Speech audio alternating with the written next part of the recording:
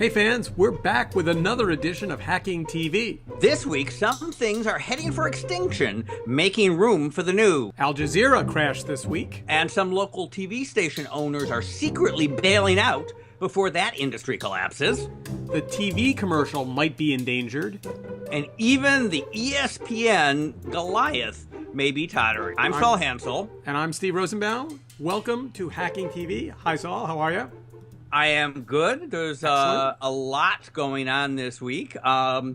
Many things are in the, phase of rapid evolution. We are at a point where things that have been going on in the video TV ecosystem for decades, like ESPN, like the TV commercial, are running out of steam, not to mention some new ones. Let's start with local TV commercial or TV stations, because this is very interesting. So it wasn't that long ago that TV stations all picked up and bought all this new transmitting equipment to switch to their digital frequencies, even though only 1 in 10 people actually gets TV over the air. And now the FCC is trying to bribe them into going off the air entirely.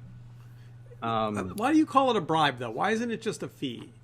It seems like a pejorative thing for a journalist. Incent them. But now, you could make a strong argument that says, since these are public airwaves that are being, given to broadcasters for public use, why is it that they should get the money? We should back up here.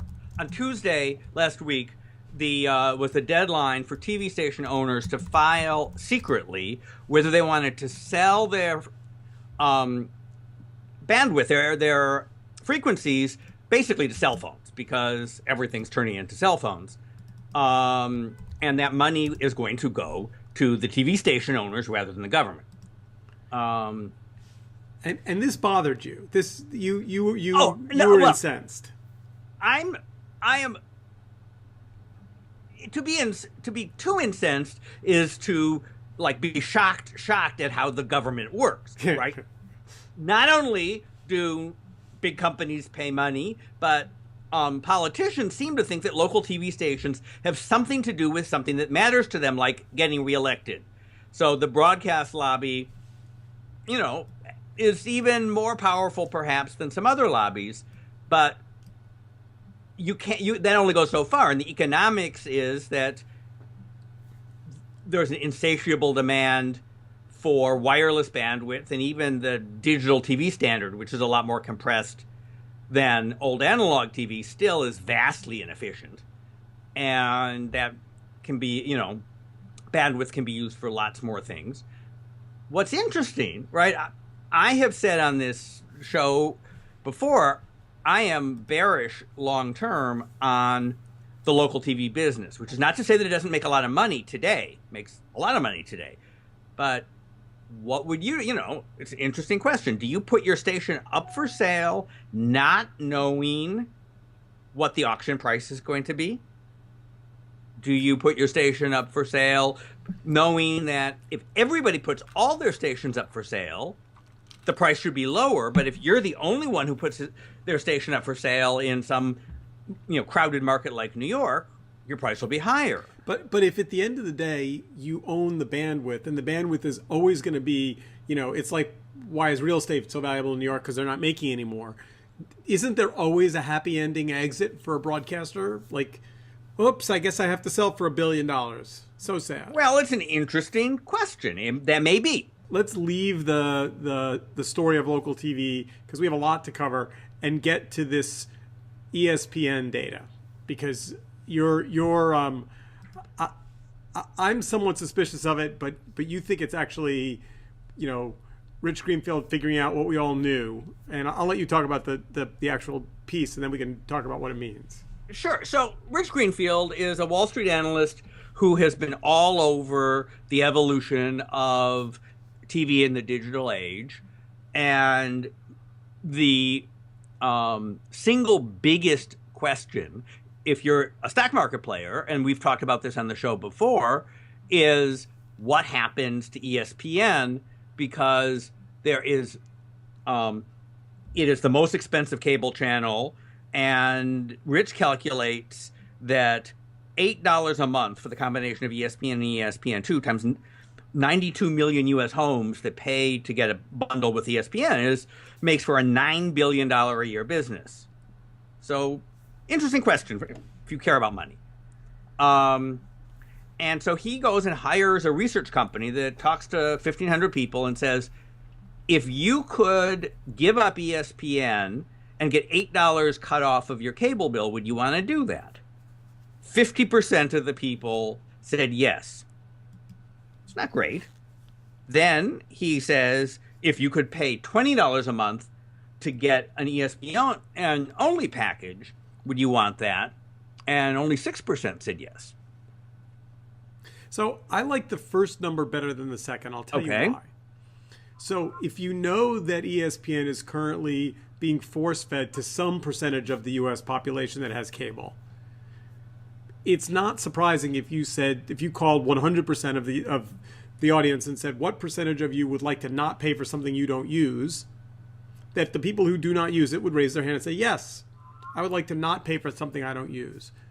But why, if you say to someone, would you pay more money for essentially the same service you're currently getting with ESPN? They're not suggesting that standalone ESPN product would have more channels or more feature functionality, right? They were just saying, would you pay more money to get the same thing you get now? Well, I mean, to me, that's erroneous data.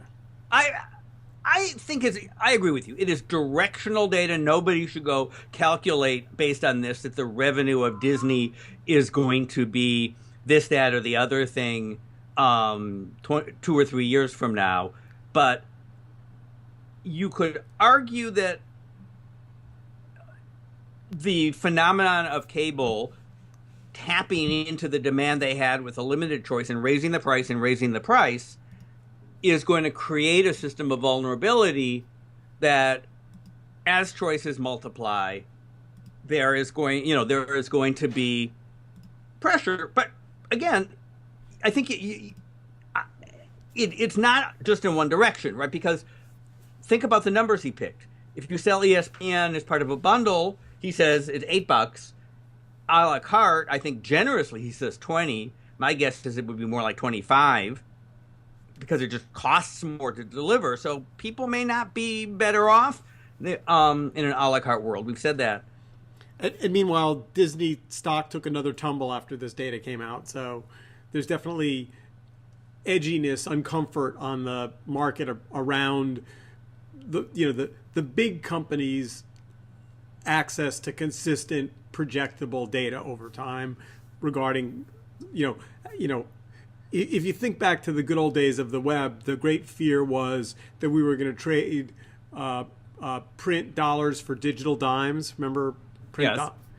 Yes. It's possible that one of the concerns is that we're now going to trade, cable dollars for OTT dimes. Oh, I'm sure that's going to happen. But that's terrible. That's very sad. Well, it depends. It is good for the people who are paying the dimes. If you pay a dime to get something you want rather than $1 not to. But it's more complicated, obviously, because there needs to be money that pays for production, at least of the stuff that people do want. But let's stay with ESPN for a second, because one of the things that Rich highlights is the irrational things built into these cable company deals.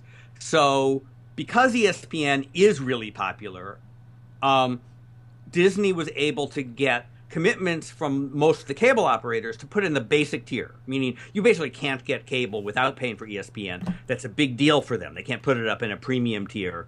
But all those deals expire if Disney offers ESPN a la carte. So clearly, somebody out there is going to start to want ESPN streaming only, ESPN on demand.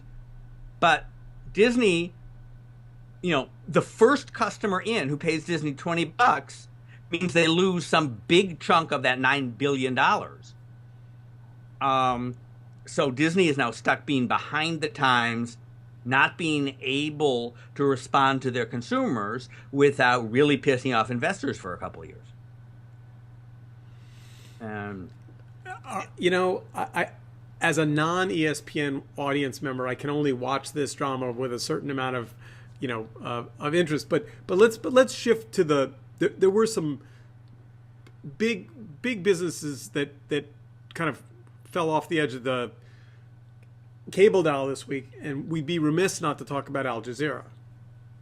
And Al Jazeera, a ambitious attempt to build a new news network in the U.S. by an outfit that, as a journalist, I have a lot of respect for. I mean, they have built a new news gathering organization over 10 or 15 years that does a lot of good work, and you don't have to agree with everything that they do, and it's sort of a quasi-government agency, and, there's a lot of complexity to it. I'd argue the world is better off for it, but they came into the U.S. and decided to do, I think, two things that undid them at least. One, they tried to make it a domestic TV channel instead of emphasizing the foreign stuff. So they tried to be a slightly more populist take on U.S. news. And second, they went on to damn cable instead of 5 years ago saying we can see the future is digital and just put the money into a digital service. And that, and they got 12 people watching them. And I'm guessing at this, but also you remember that Al Jazeera's U.S. cable footprint they bought from Al Gore, from yes. Current, and I should have probably researched this before the show, but isn't there also litigation between wasn't there some debate about the payment and somebody was owed money and yeah, I don't know what it's possible that went into the decision to close it down because that might affect some value. What all they got for the rumored $500 million was sort of place on the cable lineup, although they got dropped right away by Time Warner. Yeah. So what that was, I mean, that seemed like a very strange deal from my point of view. And, oh, by the way, in a Islamophobic country, they kept the Al Jazeera name.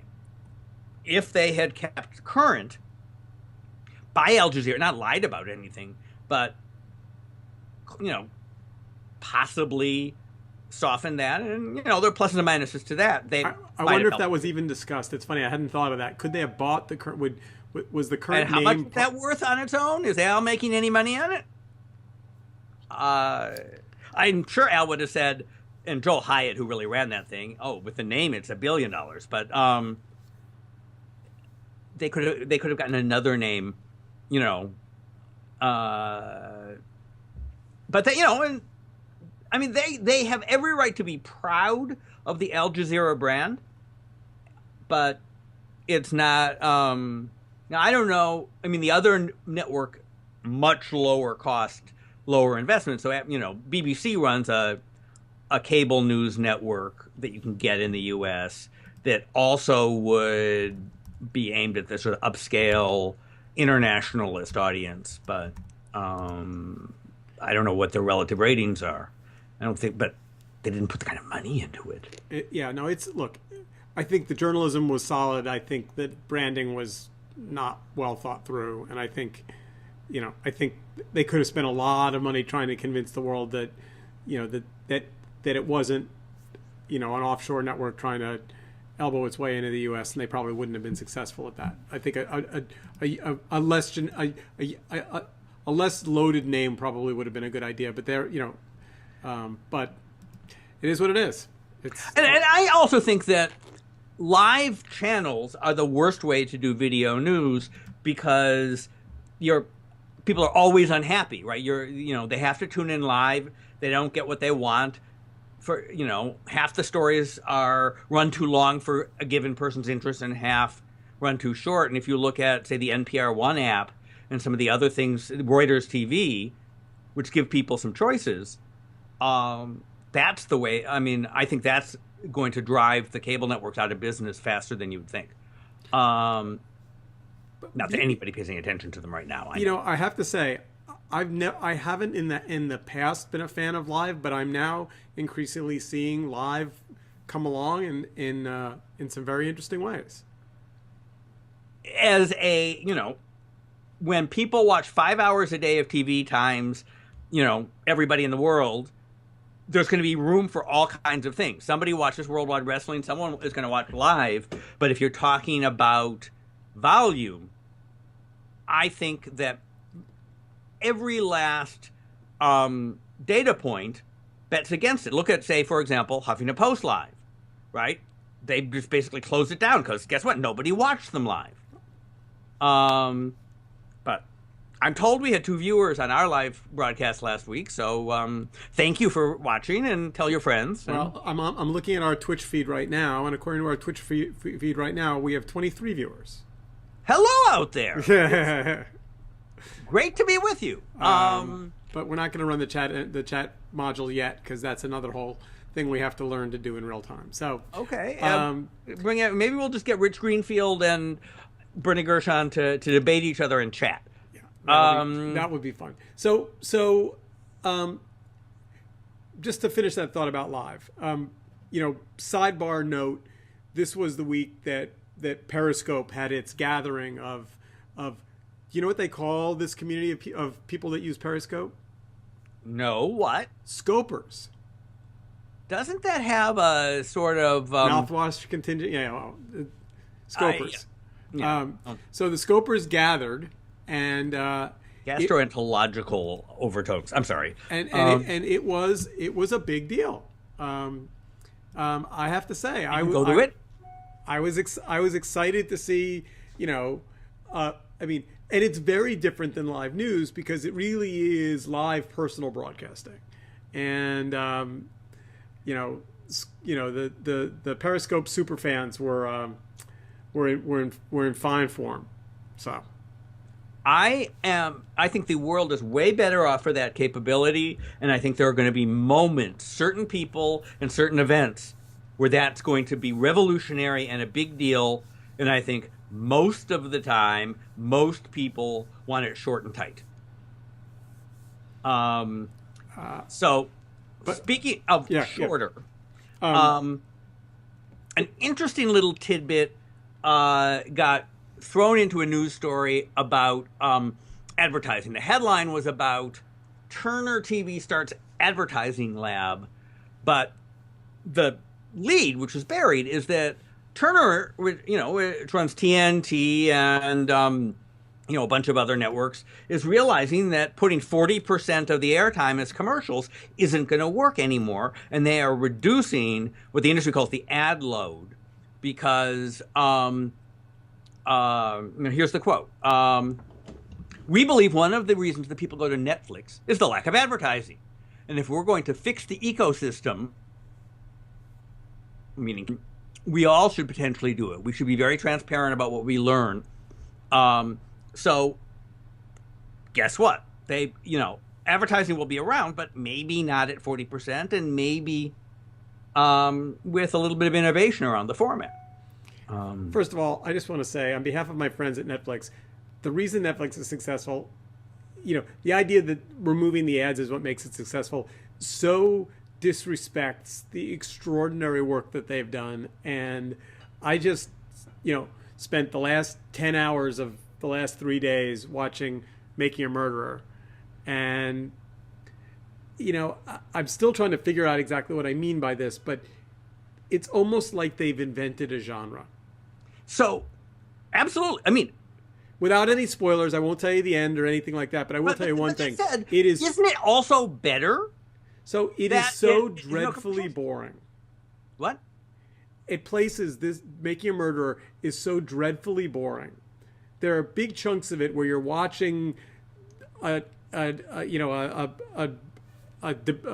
police officer interrogate a suspect, and if you were making television or even a 90-minute feature doc, you would tighten it up and chop it up and make it a little thing. And in this case, they just let it. You should explain what this thing is. It's a 10-hour documentary that everyone's now heard about because Netflix is getting so much press for it, about a guy who was wrongfully accused of a rape, spent 17 years in prison, got out, and then got arrested again. And this is his trial for a murder that he's alleged to have committed. And what makes it fascinating is even though there are scenes in it that are dreadfully boring, and I use that purposefully, and you could clearly jump ahead because it's Netflix, right? So you could just slide the little slider. You don't. Because And would commercials have made it better or worse? Oh, worse. Okay. Sure. Another data point about Netflix. So we know people like no commercials. People like the fact that they have a really good programming on and are doing daring and quality stuff. My daughter, who is starting a babysitting career, just came back, and she said that the dad, as he was leaving, said to the 7-year-old, "Do you want to watch TV or Netflix?" And she said, and the kid said, "I want to watch Netflix because on TV they tell you what to watch."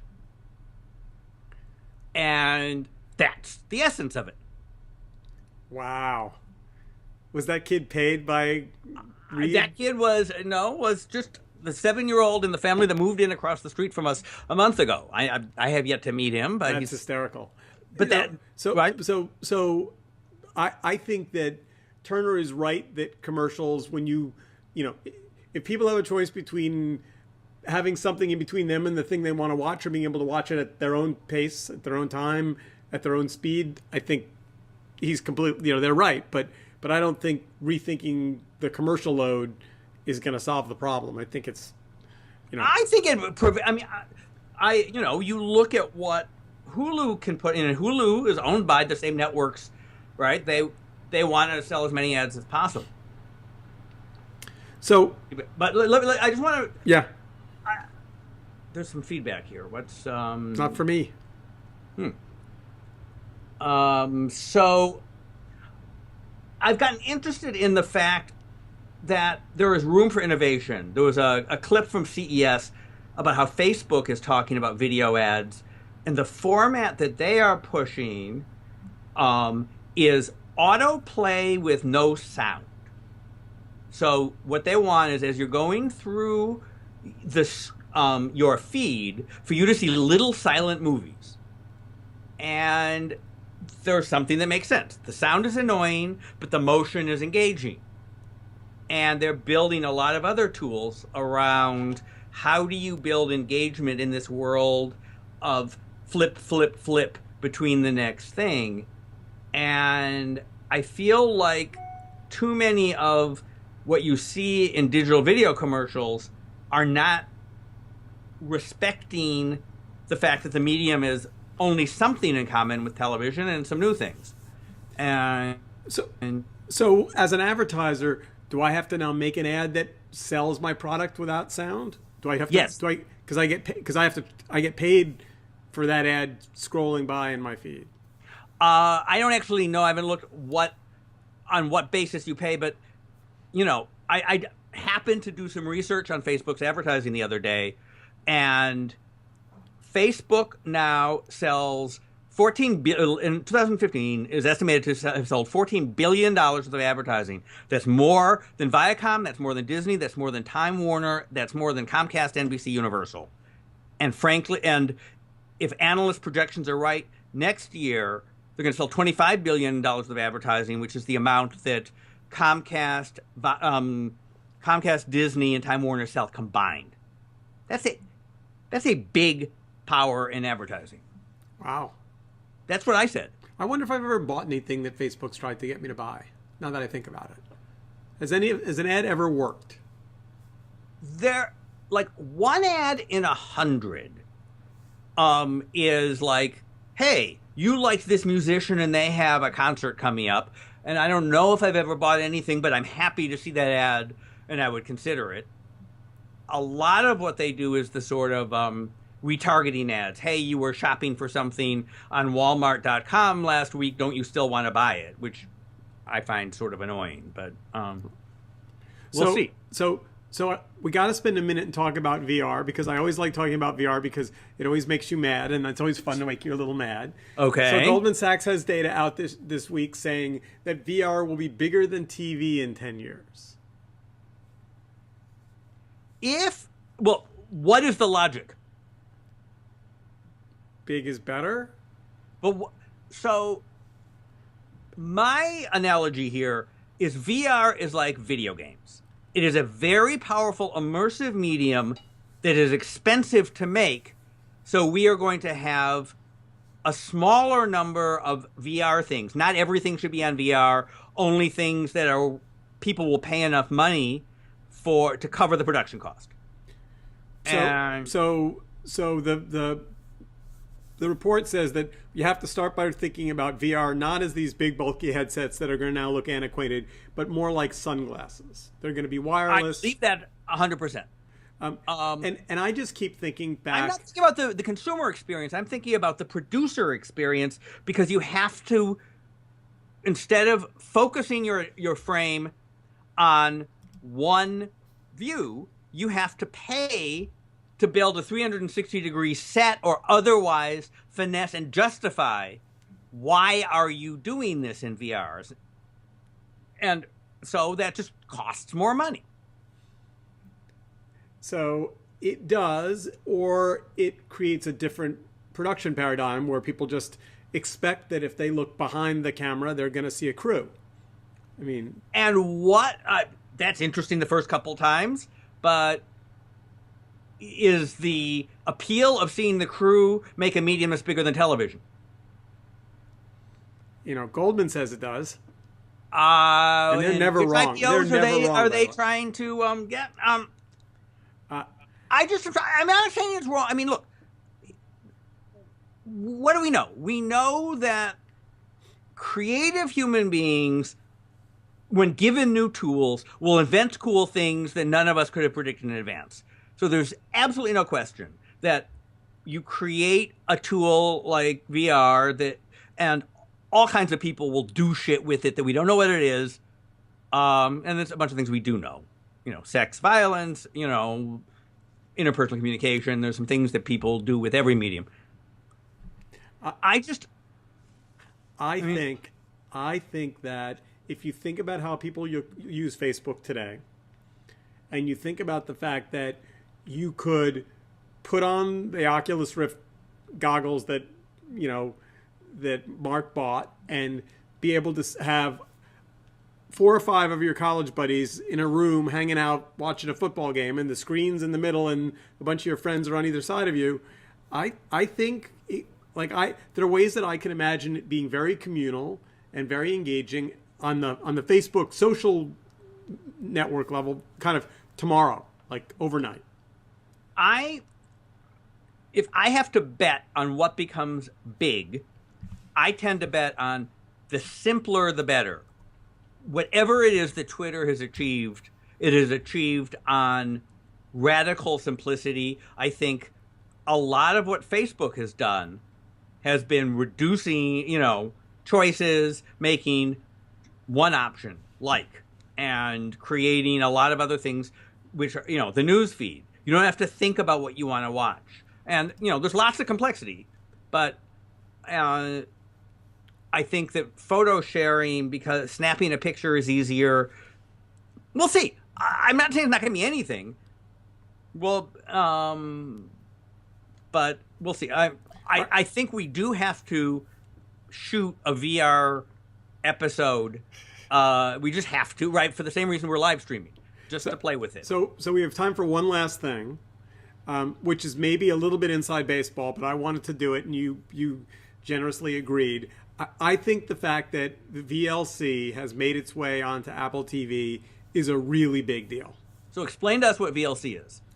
VLC is a free open source player mostly for shared files or BitTorrented files or files that kind of come from unspecified servers. It's the last vestige of the video sharing ecosystem when there was lots of piratey people out roaming the earth. And I just think that Apple TV has been always a closed medium, and has always said the only thing you're going to get from Apple is going to be a highly curated, approved, Apple friendly